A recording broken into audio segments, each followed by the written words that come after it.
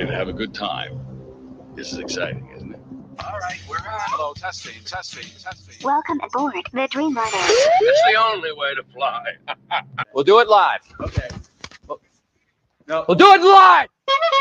And we'll do it live. Who thinks of this? Gary. Here's a young speaker who is really in demand. Don't let that go to your head, Gary. But wait, there's more. See, I'm the guy. He's Garry Meier.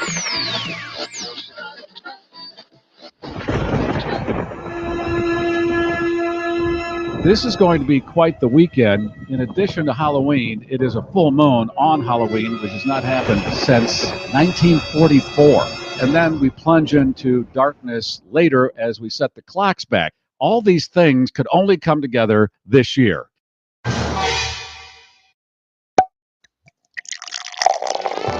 It's the Halloween Eve edition of the Garry Meier Show Cocktail Hour Live. Cocktails, woo, drinks. We're wheels up at 6 o'clock Eastern, 5 o'clock Central, and replayable whenever you like. Because no matter where you are, it's time for a digital mimosa. And whether you're in Berwyn, or already selecting the perfect rubber chicken for your Christmas tree, Garry has lots of Halloween tricks and treats in store on today's show. Ooh, drinks. Oh, Lordy.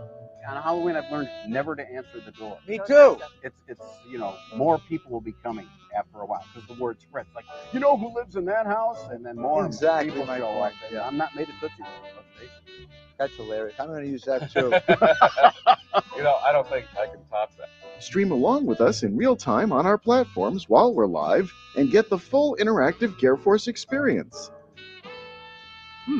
Interesting. Comments are welcome on our live show on Facebook, Twitter Periscope, and YouTube. You can also text us at 773-888-2157.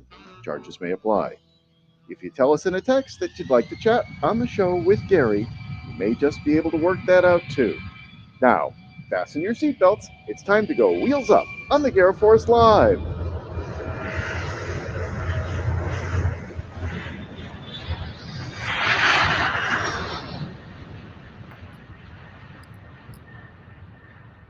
Thank you, Alan. Welcome to the Garrforce Cocktail Hour. I'm looking at some of the texts that have already come in, and Nicole says, is this live or did I miss it again? No, this is the live part, and then it's posted. After we do it live, it's posted, and it is 2 minutes after the hour. If that's what your clock says, it's live. We're good. Hey, Alan, thank you for that great opening. A couple questions, or maybe one question, a comment. Barbara wants to know who drew me as Frankenstein. I did that in Photoshop. That's your regular headshot, and I added the Frankenstein look to it with a couple of tools in Photoshop. Great. Very nice job as usual. Thank you. Alan and Keith Conrad, they are the producers of the Garrforce. And I think you misspelled Berwyn. Did you know that, or is that the way you wanted to make it look? You got me. I I'm so bleary-eyed at this point putting that opening together this week. Really? You got me, yeah. Oh, okay. So you're bleary-eyed. What the hell? Yeah. EERWYE. Oh, wow. WYEN is a station I worked at. WYN. Yes. And I'll confirm that with Rich. And I lived on Berwyn in Chicago as a little kid, so you'd think I'd get it right. But who knows what I typed when I put it in the computer. Alan, it doesn't matter. It's going to be all over by Tuesday. This is what we have to do. We have to enjoy ourselves with these remaining days. As the characters from Disney have said, what the hell's going on? Let's first light the fires, kick the tires, get wheels up on this. And I have a very special guest. Well, actually, two. My good friend David Novotny is back because his camera wasn't working last time. And I want to take a tour of his workshop and show some of the sculptures he has done. And he's going to give away one of those pieces during the show. And Rich Koz, a.k.a. Svengoolie, there he is, will be joining me on the program in just a few minutes. A lot of people checking in already. Hey, my good friend Jay Gepner is watching. Hey, Jay, good to see you, hear you. And you got Matt, Debbie, Donald, Katie, John, Anna, Marcia. Thank you all for being here. Let me share this email I got from Rob from New Berlin, Wisconsin. Liked your bit about hearing Baba O'Reilly. I was listening to Tuesday's show. You were talking about doing air drums. Bob Marley said, when music hits you, you feel no pain.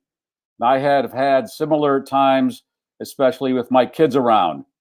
Whether it's music or things like listening to your show, we all need to go and tap into something right now. Thank you, Rob. Yeah, with what's going on, you have to have some release. And I was mentioning, if you didn't hear the show on Tuesday, I went to the car wash, and as I got home, I pulled in the driveway, and Baba O'Reilly started, and I found a pencil under the seat when I was vacuuming, and I used that as my air drums to Baba O'Reilly. And I'll tell you what, I felt pretty damn good at the end of that. And there's something else that I'm doing that's making me feel good. At the end of my shower, I turned the hot water completely off, and for a solid minute, I let the ice cold water hit my face, and that perks me up too. It feels pretty good. So you might want to try that. Now, you might not make it more than 15 seconds the first time. Do it in 15-second intervals and keep adding and see if you can get to a minute. If you can, it really is refreshing. Okay, let me bring Leslie in here to see what she's drinking. Hey, Garry. Hey, Les. You know, it's our Halloween show, so Bloody Marys. Ooh, yeah. That's nice. And I'm It's doing very nice. I'm doing a lot of Borat since I watched the latest movie. I'm sorry, it might get irritating. I'll try to taper off. I'm doing a Manhattan again. Even Kazakhstan, we found out, is adopting the very nice as part of their big ad campaign. I also want to apologize for my hair. My friend George said he was watching last week, and I have to keep my hair out of my eyes. Oh, we thought it was a wig because it is our Halloween show. People expected you to be in costume. It is a very nice toupee, but I still have to manage it. Really, I haven't had a haircut in what? It was July. And that's the way it goes. My operator not working all that much right now, so I don't know. But I'm kind of liking it longer. This is the first time since high school where I walk around and flip it off my forehead. And I haven't done that since I had bangs in high school. Like we said, maybe a top knot is in order, and you can look like all the cool boys. Or is that called a man? Is that the band? The man bun, yeah. Bun, yeah. Okay. I don't think so. Okay. I didn't do the ponytail, that rat tail. Remember that 30 years ago? Oh my God. But you did have a mullet briefly, right? I didn't. It wasn't called a mullet then. That was the style. It was a shag. I had it cut, and then that became a mullet years later. I don't know what. I thought that's the style. It's a little longer in the back. Okay. And now business my daughter. in front, party in back. Yeah. Yeah. Business in front, party in back. My daughter sees me in those photos with you had a mullet. Oh, Jesus. Yeah. Well. Yeah. Well, I had a lot of things going there for many years before you were born. And you're going to find these pictures probably on the internet, and I'll have to explain them to you. But I'm not going to volunteer any information until you ask me. Okay. Hey, before we get much further, a shout out to listener Matt, who takes my words and turns them into t-shirts.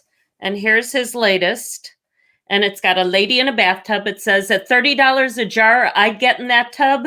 If you want navel lint, it's going to cost you extra. He's referring to that story. Or, no, actually, well, it was a story. And then I did a blog on it at GarryMeier.com where people are selling stuff of personal nature, and somebody is selling their bath water. I believe it's about $35 a jar and making a lot of money.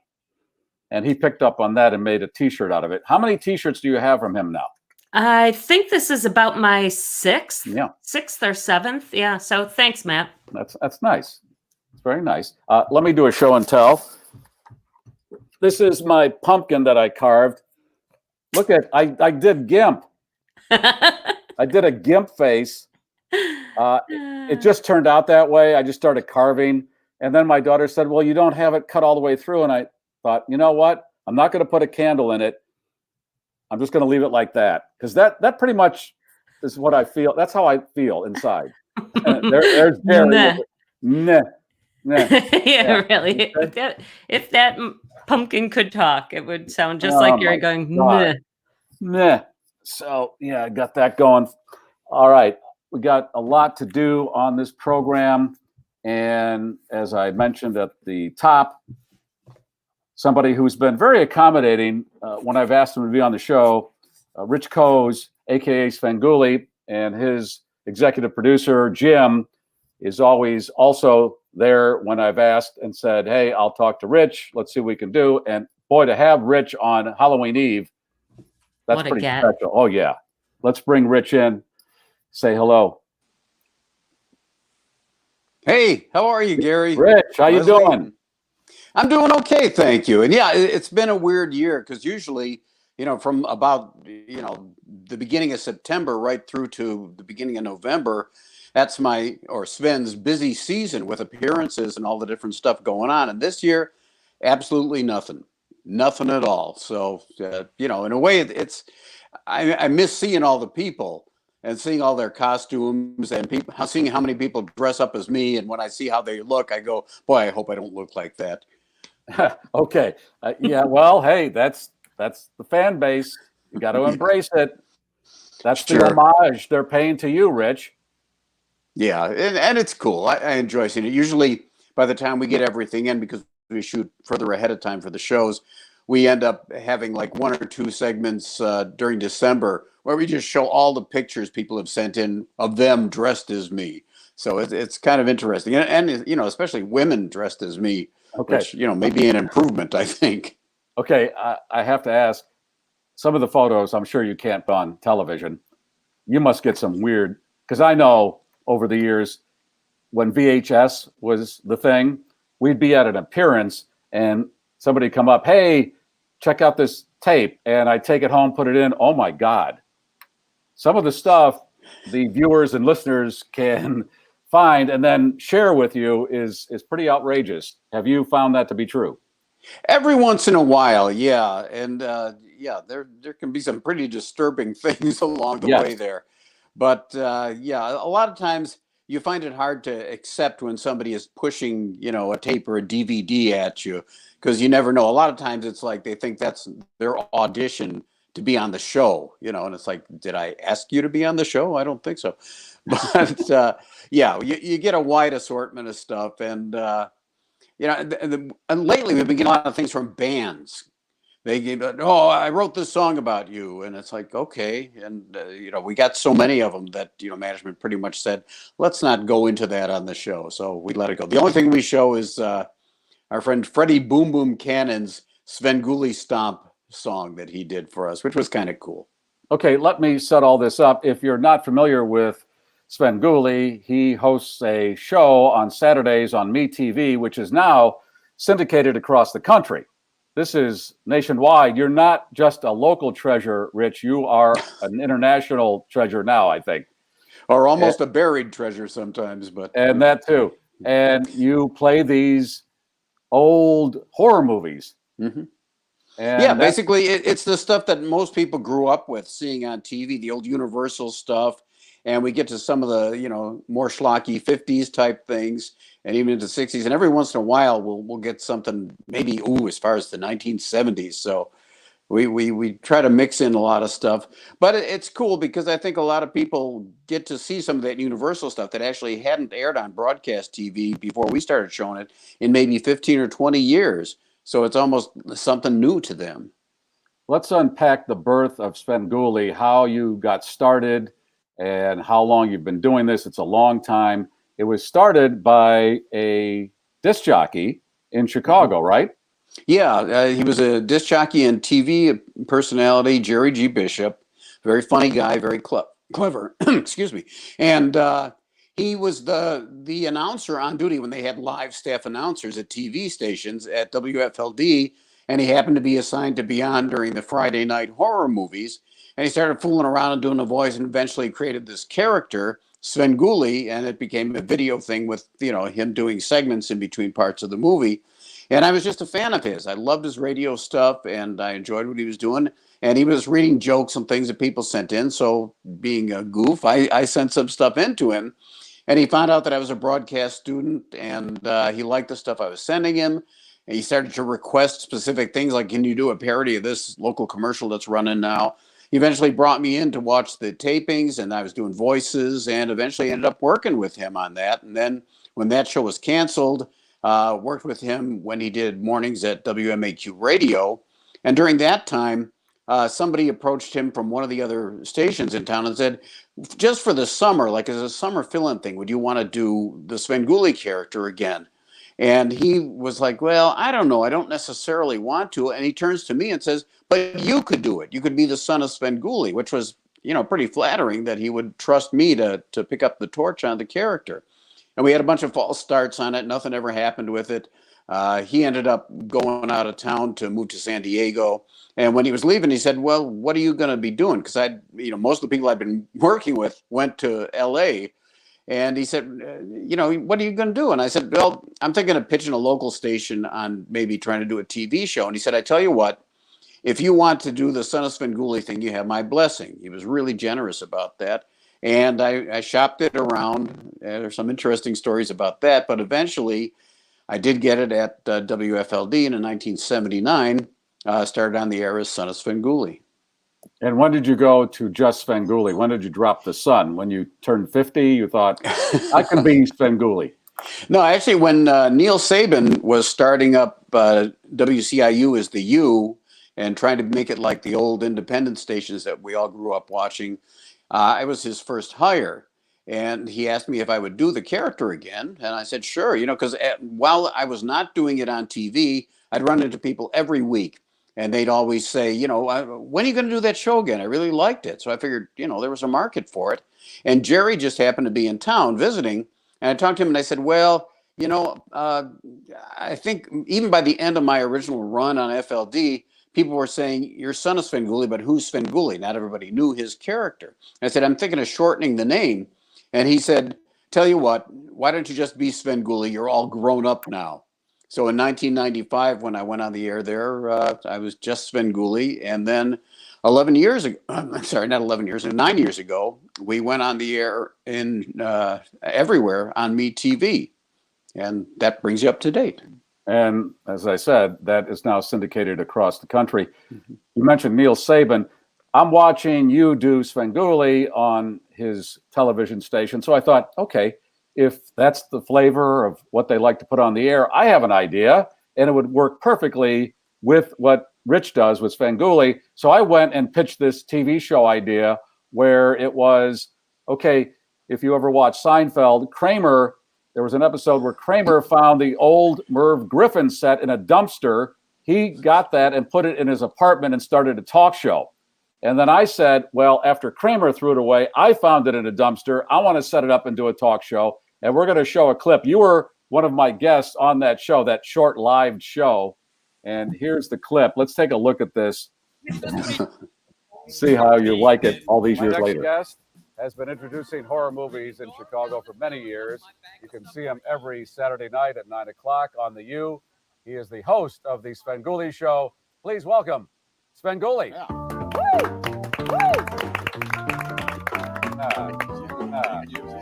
Good to see you. Well, this is my Abbey Road album cover right here. Send my love to kiss. This is a nice set you have here, Gary. Very when nice. do we play Plinko? I gotta say, I loved him in The Dark Knight. I think we all did. He should have gotten the role. But he's an icon here. He really is. He's been introducing these monster movies. Do you call them monster movies? Oh yeah, horror movies, sci-fi movies, western movies. Whatever. You do all of that. Well, I do what I can. How many years have you been doing this? I started in 1979 at a different station. Wow. Which might explain some of this. I hate to ask the obvious, but on Halloween, do you give an extra jolt of a surprise? Actually, on Halloween, I've learned never to answer the door. Me too. It's more people will be coming after a while because the word spreads. Like, who lives in that house? And then more and more people show up. And I'm not made of Tootsie Rolls, let's face it. That's hilarious. I'm going to use that too. I don't think I can top that. I really don't. No, I'm not made of Tootsie Rolls? I think that sounds like something Linda would say as an inspirational thing. There have been some jarring segues on this show. What did you do before you did this? Before I did this, actually, I worked in radio and I did some stuff. I worked with Dick Orkin, who was famous for doing the Chicken Man serials. Not the Orkin Man. No, I didn't. He did the Chicken Man character, was syndicated radio adventures. I did voices and wrote with him. So you've never had a real job in your entire life? I call this not real job. Oh, I think you're wrong. I think it is. It takes a lot of courage and a lot of stupidity to do what he's doing. Mostly stupidity. No, I could spend all night doing this, but I speak for yourself. but I won't. And I have to thank all of you, and we'll do that properly after I take this break. Wow. Okay, so my idea being, hey, we're doing shows in the basement, having some fun. There's a lot of bad local Chicago television that's produced, and they think they're reinventing smoke.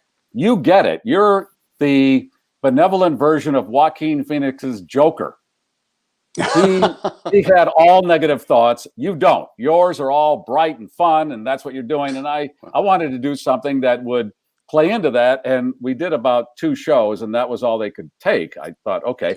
Anyway, I had a blast doing it because I just was trying, like you can see, have some fun there. That was Richard Lewis, famed comedian Richard Lewis, and Linda Kohlmeyer is the woman. She pulled the lottery balls in Illinois, and that's why I had her on. And I thought, I want this crazy ass mix of people, and that worked very well. So thank you again for being a guest on that. That was so much fun. It was so cool interacting with Richard Lewis. He was great. And I know he actually was really interested because he was into film and he was interested in what I was doing. And I can't remember his exact quote. He said I was a cross between Groucho and something else. And it was the funniest thing. But it was really a lot of fun. I just have to warn you, I'm on my iPad and I'm getting the battery low thing. So somewhere along the line here, I'm probably going to move everything and try to plug it in. So because I'm such a technical genius here. So don't be alarmed if suddenly everything is moving here. Okay, if you have to do that, we're going to also play a portion of the Svengoolie Stomp. So if you need that time to do that, we can do it then. Perfect.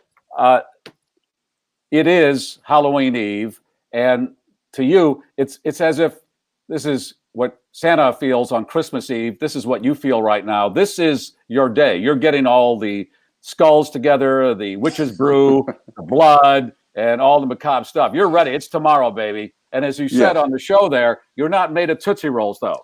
Do a lot of people, when they can go out, not this year, well, they think, well, Svengoolie, he lives there. We got to go there. You said that on the show. You don't answer the door. That's true. No, that's true, Gary. I learned that very early on when I started doing the character just locally. Because otherwise you end up with huge crowds of people coming here. And I'm like, really? For me? And we got to the point where I knew it would not be a good idea. And then eventually, most of the time on Halloween, I was out doing different, gigs and stuff. So it wasn't really so much that I would be home to answer the door anyway. But yeah, and there's people, and there's sometimes I know when my wife or my daughter answers the door, you can see people kind of doing the, trying to look around them and see if I'm still there or hiding in the background or something. But as if you'd be walking around at home dressed as Svengoolie. Sure, and there are people that I'm sure expect that too. And of course, the people in the neighborhood who go, "Hey, we're having a Halloween party. Would Svengoolie come and drop by?" No. Sure. Yeah, I got time. I'll be doing that. Now, that's a compliment to you because you embrace that character, you embed that character so strongly that people think, oh, he's always walking around like Svengoolie. Another example, we had Pee Wee Herman on once, and I'm thinking he's walking around like Pee Wee Herman all the time. Mm-hmm. He comes to the studio, it's Paul Rubens. Right. And it's as if you saw Santa in his underwear. You want to think these people are this all the time because the character is so strong. Sure. Take it as a compliment.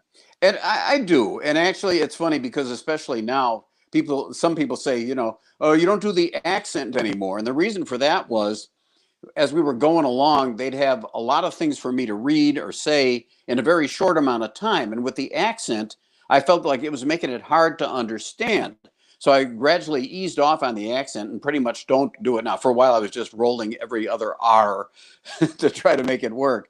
But, if anybody brings it up now, I usually say, well, Svengoolie has been in the country long enough now that he's lost his accent, unlike Lawrence Welk, who was born in America and never lost that accent. Wow, going to have to Google Lawrence Welk. Who is, okay. Oh, I know who that is, but hopefully some people watching this don't, because that means they're younger than we are. Yeah. Hey, okay, so you've been doing the show a long time, and a lot of people in the entertainment world say they're the hardest working people in the entertainment world. You actually are. You're pretty much the one guy and a few people that help you that put all that together, whatever that is. I think you built the coffin in your garage. No, actually, a very cool company in Elgin, Acme Design, made the coffin for me. But yeah, it's like I screen the movies, I break them down and decide where they have to be edited, and I write the stuff and then help with the post-production, though most of that is done by my director and editor, Chris Faulkner, who's brilliant, and he gets help from the brilliant Jim Roach that you mentioned. And then the other main person involved is our audio guy, Chaz, and that's pretty much it, which is pretty amazing to have such a small core staff for, for what is actually a national show now. And, I've gotten used to it. And we've talked about the fact, well, someday when you retire, well, you'll have to help us find a successor and things like that. And I did say, and it was honestly, and I feel like I'm, boasting my own ego here, but it isn't. I said, well, just be aware you're probably going to have to hire at least 3 people to do what I'm doing, if not more. Yeah, that's why I pitched the show I pitched to your boss, because the set didn't cost that much. And those dinette chairs, that was it. And I thought, well, he's going to love this, your boss, because there's no cost. And I know how this guy thinks. And even at that, you're right. To put a show on television of any caliber, it takes a lot of people. And if you can get it down to bare bones, and bare bones is kind of the Svengoolie nomenclature, we do skeletal staff. I'm sure your boss said, "Hey, you're Svengoolie. You want a skeletal staff because you're Svengoolie." Exactly. That's what it is. Yeah. All sure. right. Yep. That's how it works. Certainly. So you're going to do this for a while, and is there anybody who could step into your? I don't know what kind of. I never see your shoes, but whatever they are. I'm sure they're interesting. And have they planned for that? Do they ever think, well, you might want to retire someday? Who's going to do the next Svengoolie? Well, that's been discussed. And it's like, right now, I certainly don't feel like I'm about to, step away from this. I mean, we're more popular than we've ever been. The show is really high rated every weekend for the most part, unless there's a lot of extra sports stuff. We're among the top topics trending on Twitter. And, right now I feel like, why would I retire? And I'm having a good time still, and I'm still reasonably healthy. So that's it. But they have talked about, well, when I feel like maybe I'm going to be nearing that, we'll discuss it and we'll start talking about trying to find someone to do it. And I don't honestly know how easy that's going to be. I mean, like I said, it may take, 3 different people to be able to do it, get one guy to act, or if he can write. It's going to be interesting. Well, I like the way you're talking, Rich, because when you go into contract negotiations, hey, if I leave, you're going to have to get twice the staff. So just give me the money, and you don't have to go look for anybody else. And you mentioned your health. Years ago, I had you on. We did the show in front of an audience, and then a few days later, you had a heart attack. I'm hoping that nothing bad happens after this. So I'm hoping you're in real good health right now. The good thing is I now have a pacemaker and defibrillator. After a few years ago, I actually had a second heart incident, cardiac arrest, that I was told only 7% of the people that have it actually survive. So, wow. Knock on wood, I did pretty well. And last year, about this time, I was diagnosed as being diabetic. So I made some changes in lifestyle and lost about 35 pounds. I'm in pretty good shape now, actually. So, I'm very fortunate to still be around and be doing as well as I am. Knock on a mahogany coffin. You got to stop eating the rubber chicken, Rich. That's what's killing you. I thought that was what was helping me, Hey, there, you get one as a Christmas ornament right there.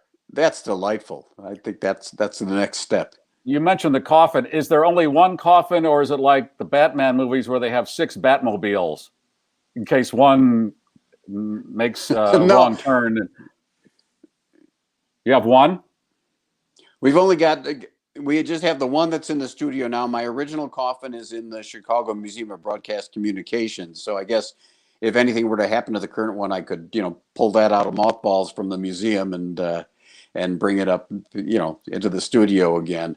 But it's very ornate, and I don't think they could make more than one really.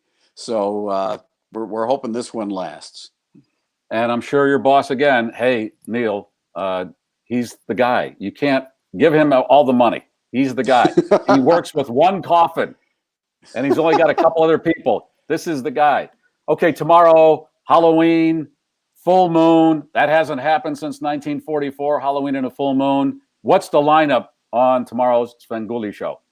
Well, it's something that's very appropriate for a full moon. It's the old Universal movie from, I think, 1943 of Frankenstein meets the Wolfman. And you've got, Lon Chaney Jr. is always playing Larry Talbot, the guy who's just wants to be dead and doesn't want to have to keep turning into a wolf. And he ends up, trying to find Dr. Frankenstein's notes so that he can, find a way perhaps to end his life, and discovers in the ruins of the castle the original Frankenstein monster, who in this movie is played by Bela Lugosi, who we usually, associate with Dracula. And it's really weird. We talk about it on the show. Originally, it was supposed to be very different because the monster was supposed to speak and was supposed to be blind after the results of the previous movie, which was The Ghost of Frankenstein. And none of that is acknowledged. They cut out all the lines.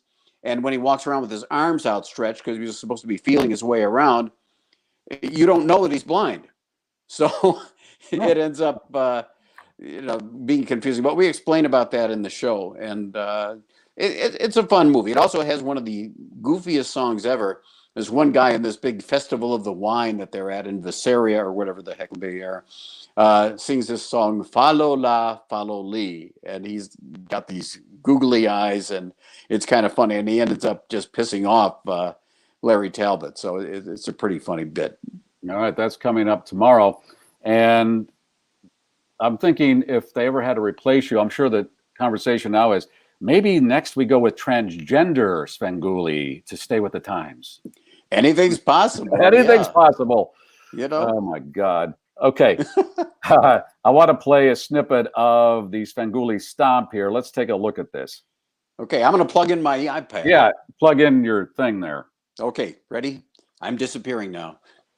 Or sort of. Not going to be easy. Svengoolie Stomp when the moon is full. The mummies romp. Now everybody's doing the Svengoolie Stomp. Well, I went to a party last Saturday night. I walked into the room, it was an eerie sight. Everybody dressed like monsters, you see. They were watching Svengoolie on MeTV. He stood there in his casket, he was laughing away. He talked about the movie he was gonna play. Frankenstein the wolf and did the monster mash. And Dracula's daughter, she was having a blast. She did the stomp. Svengoolie Stomp, she did the stomp. Svengoolie Stomp, when the moon is full, the zombies romp. Now everybody's doing the Svengoolie Stomp. Now the creature from the Black Lagoon will make you scream. The Invisible Man, he's dancing on the screen. Boris and his wife are a creepy sight. Svengoolie is the man every Saturday night. He'll take you to the castle where the monsters stay. All right, are you back, Rich? Wives, they sleep all day. He'll show you all the monsters that love to haunt. And all of them Rich? are doing the Svengoolie Stomp. They did the stomp. Svengoolie Stomp, they did the stomp. Svengoolie Stomp, when the moon is full, the zombies romp. Now everybody's doing the Svengoolie Stomp. So there are a bunch of cameos in there from different entertainers. You'll see if you watch the whole. There's Penn and Teller, and the guy singing with you is. That's Freddie Boom Boom Cannon, 60s icon. You remember him from doing Palisades Park and Tallahassee Lassie, and from the Dick Clark show, Where the Action Is. Just a real nice guy. And the way that happened was one day I get an email and it says, "Hey, it's Freddie Cannon. I'm a big fan of your show. I watch it every week and I wrote a song for you." And I'm like, "You wrote a song for me? Wow, that's pretty cool."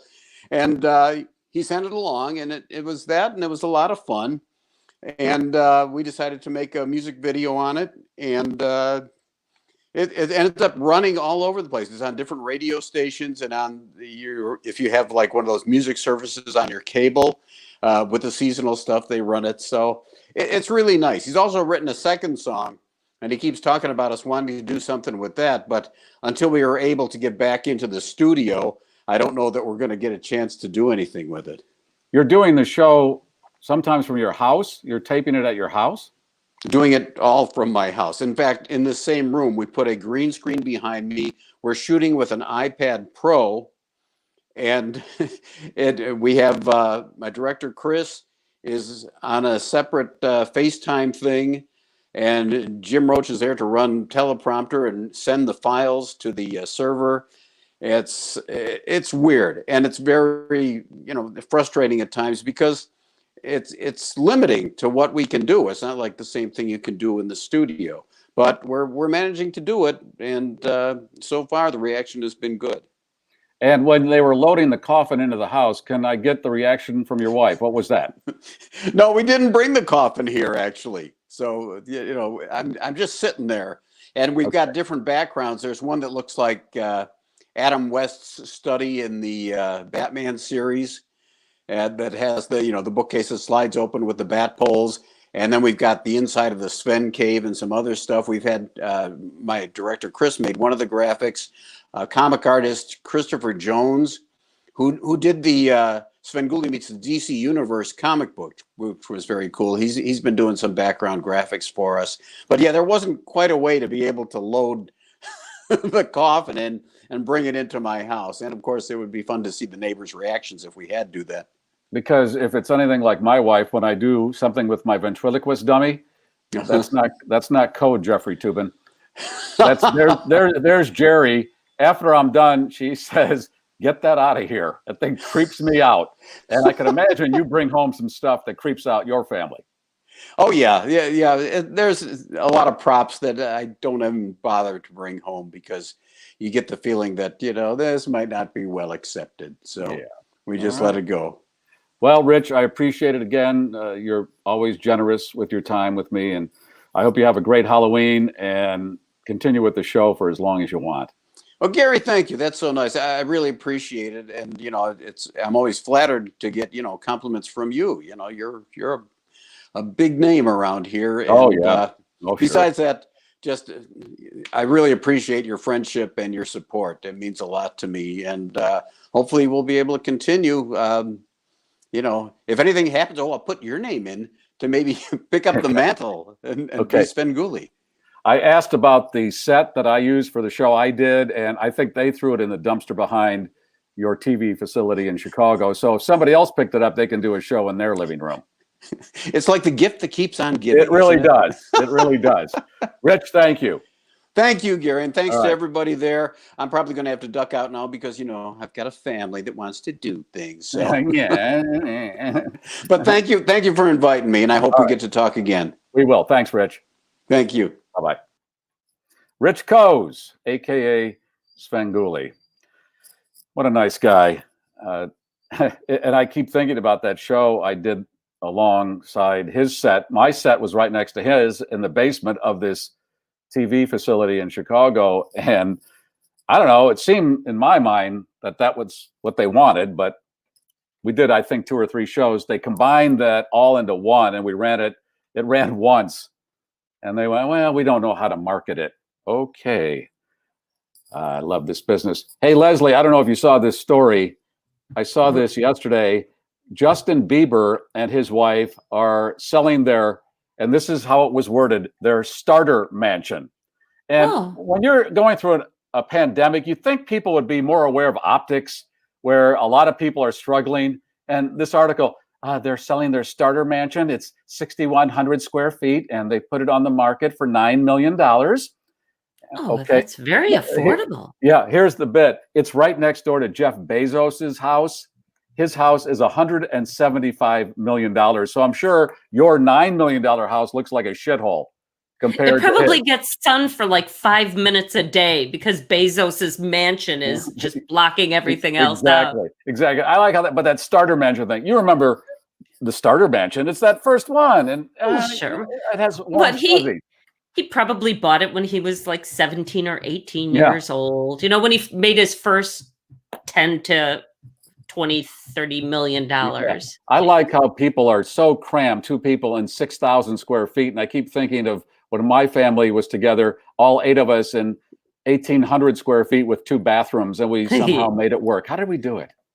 We had 6 in one bathroom. I honest to God, I mean, somebody was dancing in the hallway all the time, having to go pee while somebody else was inside with the door closed. Exactly.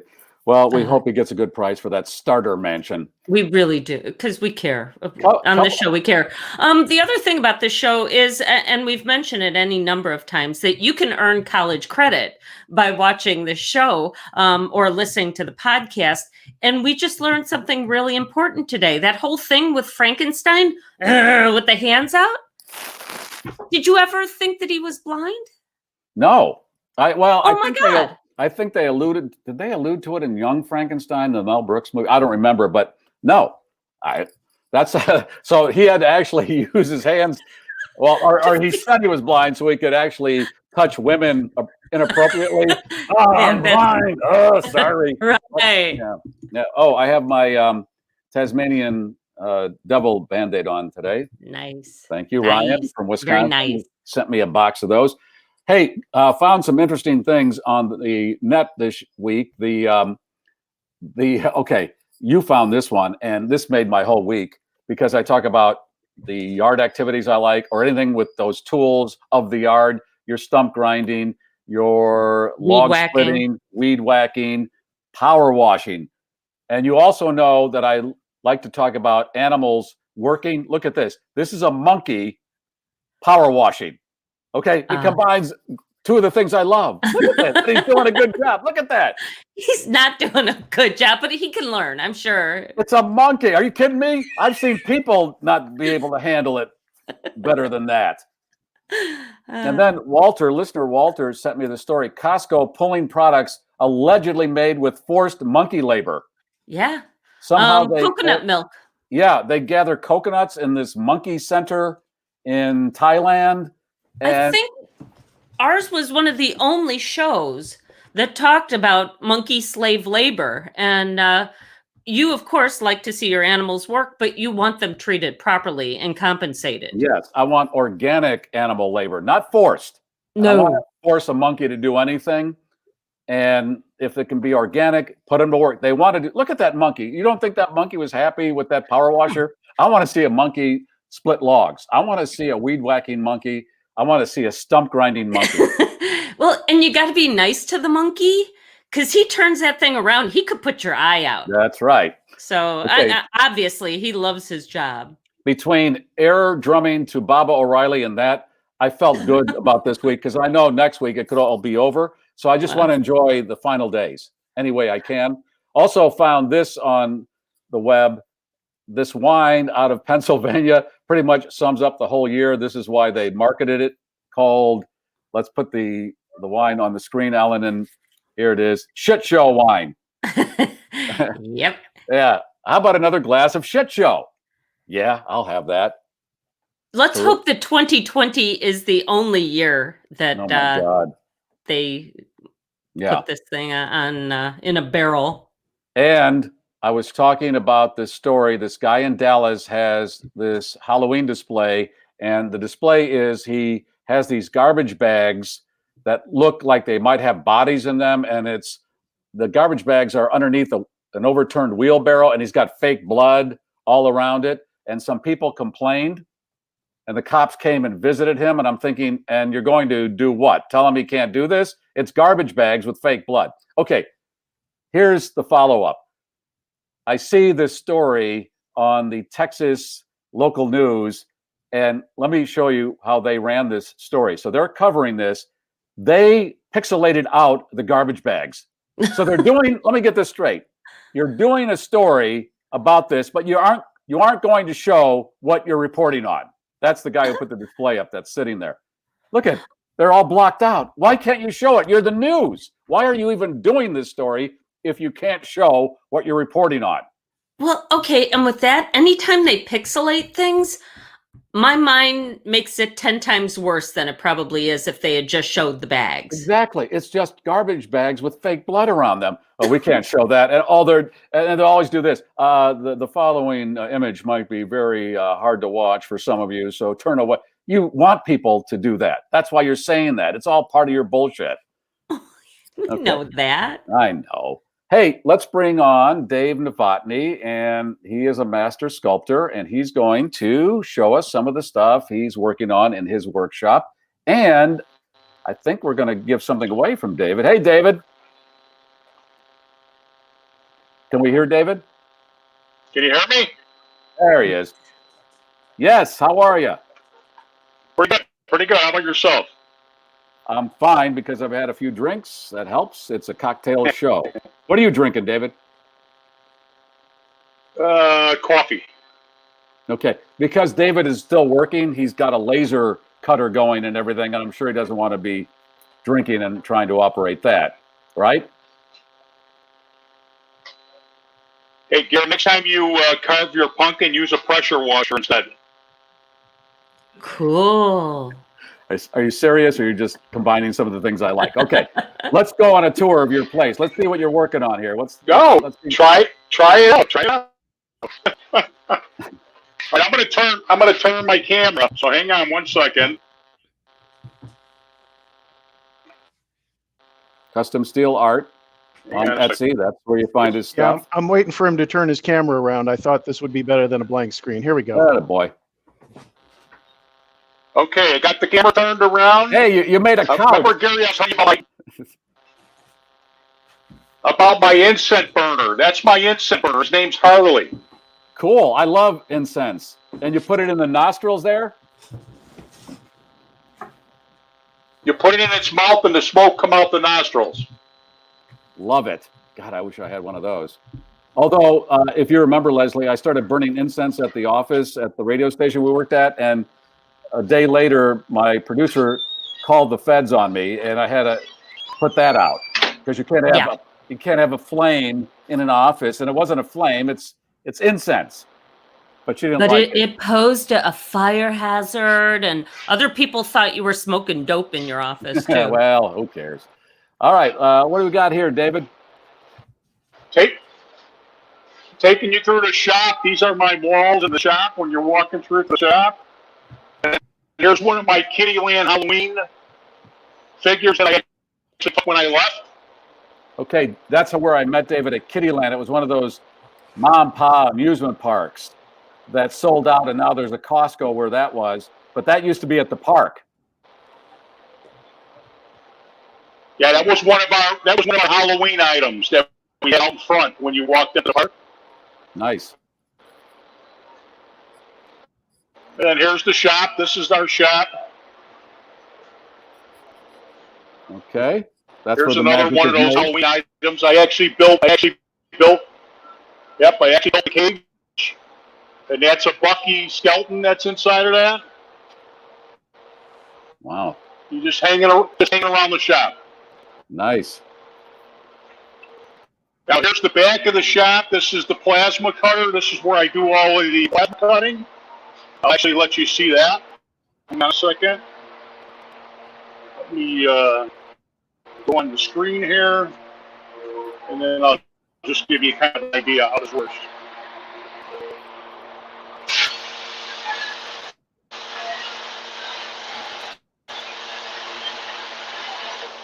Oh, Garry, that's better than stump grinding. Yeah, I might have to do that sometime.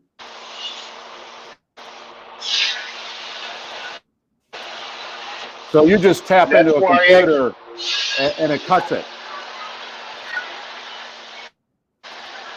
Give me an F.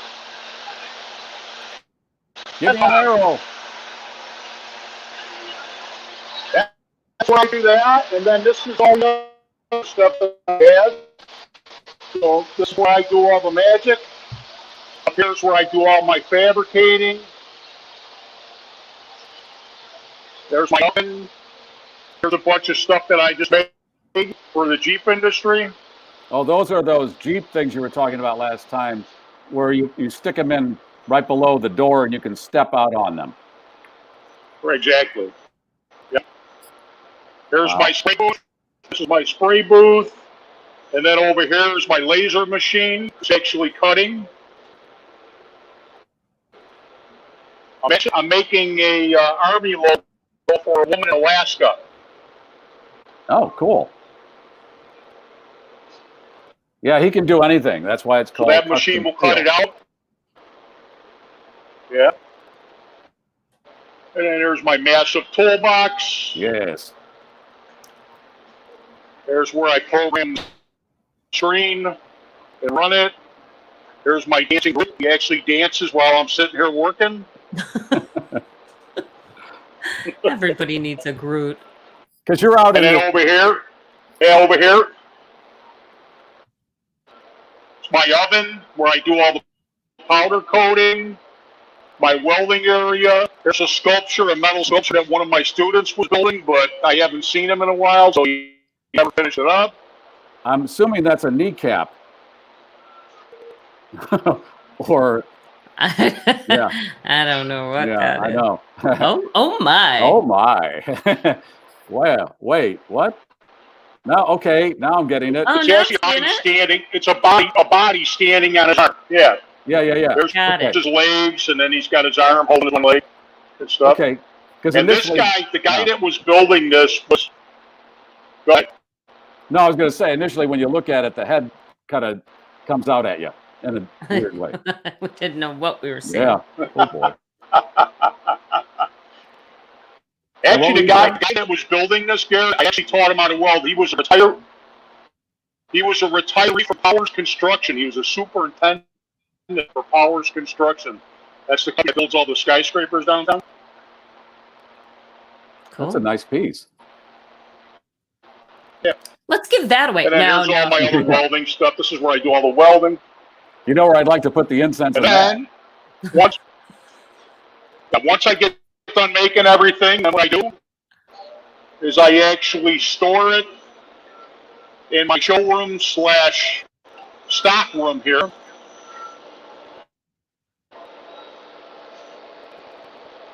Ooh, one of the skulls would be kind of cool for Halloween here. They won't get it for Yeah, Halloween. those are the Punisher skulls. Yeah. Oh, if you're a Grateful Dead No, fan, and then we maybe. do. Yeah. You do everything, David. Oh, I do it all. You bet. Oh, maybe Alan would like one of My those Bears clocks. Stormtrooper things. All right, I want to give away one thing. Better signs. Would you be inclined to give away a crucifix again? Do you have any of the crucifixes handy? I could give away. You don't even have to be religious. Yeah. Can you show one, David? You know what? I don't have any made up here. All right, because the woman who won a couple of weeks ago, you've sent hers out, right? I sent 2 out. Yeah. Okay. And they will be getting those in a few days, and they're beautiful. You don't even have to be religious. It's a piece of art that's just, it's really nice to have. And I've given a few of those away over the years. Oh, you made a fish tank. What is that? Is that a shark? No, that's an algae eater. I bought him about 10 years ago, and he was about an inch long. And I bought 2 of them. His brother died. He just passed away about 6 months ago, and he was twice the size of this one. This thing is huge. It's an algae eater. Nice. Oh, okay. Well, you're in that workshop alone all the time. I would. And then this imagine one is an albino. There it is. There's This the is my crucifix. albino goldfish.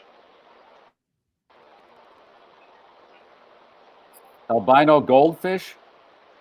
Yeah, he's an albino. Yeah. But that's it. That's my shop. And that's where the magic is made, and that's where Dave has the stuff that I give away. And There's a full-size brass Ferris wheel that I made for Kittyland. It's all made out of brass. Oh, that's beautiful, Dave. Oh yeah, every piece is cut and it's all soldered together.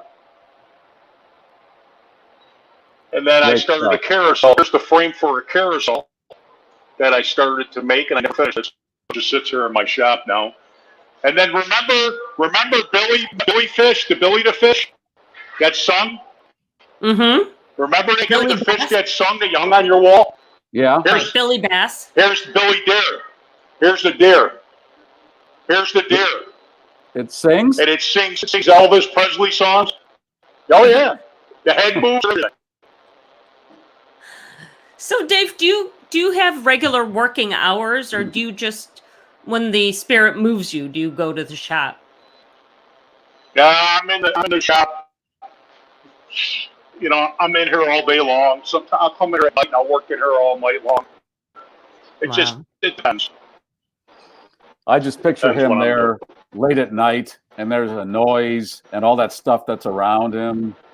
That would be a little weird, I think, after a while. But he's used to it. I'm going to pick somebody off of the text line here and give them the crucifix. So I appreciate that once again, David. Have a great Halloween. Sure, you guys do. You bet. Thanks. All right. Dave Novotny. You can get his stuff on Etsy at Custom Steel Art. Leslie, you want to do a quick 3 stories before we say goodbye? Sure. We teased some on our short show, so I may as well give you the whole thing here. A California billionaire is embroiled in a legal battle with his neighbors. It all stems from a giant art display and allegations that he harassed them by blasting the theme of Gilligan's Island in their direction. A lawsuit filed by the neighbors claims that billionaire investor Bill Gross started playing the TV theme song on a continuous loop because they filed a complaint about his giant art installation. That art is on the property line between the 2 residences. Mark Tofik and his wife, Carol Nakahara, say they tried to discuss their displeasure over the art with Mr. Gross, but he didn't do much about it. So they filed a complaint, and the city agreed with them. That's when Mr. Gross apparently retaliated with all the Gilligan's Island movie or Gilligan's Island TV theme songs playing morning, noon, and night at a high volume. So far, no détente. They will be meeting up in court on Monday. The other story we were talking about is that a Florida man is now recovering from the injuries he received during an encounter with a black leopard at a backyard petting zoo. 50-year-old Dwight Turner tells officials he paid $150 for a, quote, full contact experience with the leopard at the home of Michael Pegee. Mr. Turner says he expected to play with the big cat, rub its belly, and take some pictures. Instead, he was nearly scalped and had his ear torn mostly to shreds. He's now suing Mr. Pegee for damages. Pegee licensed to run the sanctuary for rare and endangered animals out of his home, so that's actually not the issue. It's strictly the injuries. That's what Jeff Toobin said. I'm just going to rub its belly and take some pictures. You paid for the $150 experience, and that will be the removal of your scalp and half your ear taken off. Go on in. I'm so happy that this happened to this guy. I'm sorry, but this is ridiculous on all ends that this guy has Black Panther as some kind of curiosity. And this guy goes, I just want to go in and pet it. Wild animals are wild. It's on the coffee mug. Thank you. Well, this is like you're going to the Civil War reenactments where you pay different prices for the different experiences. Right. So this is more of a melee as opposed to a sectu or a skirmish. Is that how that works? Little petting zoo gone wrong, huh? And finally, the body of a dead mom was left to rot in a Nashville apartment for several years while her adult children carried on their lives as usual. Police discovered the body of LaRonda Jolly while serving an eviction notice earlier this month. One of Jolly's children told officers that their mom had been dead for about 2 years. They simply placed her on a bed and covered her corpse with clothes. And while Ms. Jolly's body was badly decomposed, there doesn't appear to be any kind of foul play involved. All 4 of her children are said to be intellectually disabled, so no charges are expected to be filed, and they're now in the care of Adult Protective Services. You know how they say a broken clock is right twice a day? Yes. Once a year, this could have worked in their favor on Halloween. Oh, going dark. Mama. I mean, that's the sign that, speaking of dark, and take a drink every time you hear daylight savings time in the next 48 hours. Oh, cheers. That's it. That's it. Have a great Halloween. We'll talk on Monday. Hang on, Gary. You got one more thing to cover. Wait a minute. We got it. Hey, the sponsors, Bettenhausen, and let's hear from them. All right. Give me a second. Sure. I'm here. Here we go. It's Ram Power Days at Bettenhausen Ram in Tinley Park. Lease a new 2020 Ram 1500 Bighorn for $289 per month. Bettenhausen has the area's largest selection of new Ram trucks at BettenhausenCDJR.com. And Team Hochberg that's Bettenhausen. Team Hochberg for your mortgage or refi. David and his team, they can take care of you. They'll do a free consultation. I know things are crazy still, and maybe after you crunch all those numbers with David and his team, you go, I don't know. That's okay. They will understand. That's what David does. Those are the numbers on the screen. I've known David a long time. He's a great guy. He gets things done. All right. That's it for this week. And I'm going to have one more drink. And cheers, Leslie. And really, that's a great wig, Gary. Honestly, I'm so glad that you did dress up. For the I will take this and put it on a styrofoam pack. Look at you. There we go, kids. And your little dog, too. Yeah. All right. And thanks for putting the decoration. It's eyeballs? Yes, it is. Okay. So thank you, everybody. Thanks, like Ellen. Thanks, Keith. Good to see you all. We'll talk next Friday on the Cocktail Show. On Monday, we do the recorded one. Again, it's over Tuesday. So, again, we're enjoying the final days. Take the cannoli. It's complimentary. It's coming down the aisle. Do that. What about that schnauzer for the weekend? It's Halloween. Scare the schnauzer. Not made of Tootsie Rolls. It is time to scare the schnauzer. 3 in the green, gears down, flaps are down. The voice of the globe, the Garrforce. We've landed. And as Steve Harvey would say, I think we had a good one for you today. This is the Garrforce.